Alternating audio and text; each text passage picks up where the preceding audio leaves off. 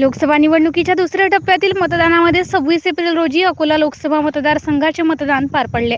यामध्ये अकोट व तेलारा तालुक्यात 52.30% मतदानाची टक्केवारी नोंदवण्यात आली आहे. अकोट विधानसभा मतदारसंघातील सर्वच 363 मतदार केंद्रावर मतदान प्रक्रिया शांततेत संपन्न झाली.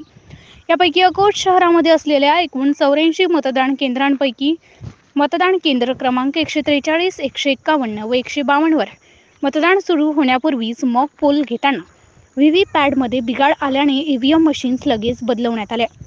याशिवाय काही मतदान केंद्रावर अनेक मतदारांची नावे मतदार यादीमध्ये नसल्याने नागरिकांमध्ये नाराजी दिसून आली. मतदार ओळखपत्र असूनही मतदार यादीमध्ये नाव गहाळ होणे ही अतिशय गंभीर बाब आहे. तसेच लोकशाहीसाठी पोषक नसून घातक आहे. या सर्व अनुचित प्रकाराकडे निवडणूक आयोगाने विशेष लक्ष देण्याची गरज असल्याचे मत याप्रसंगी मतदारांनी व्यक्त केले. MCN न्यूज मराठीकरिता विशाल आगरे, अकोट शहर.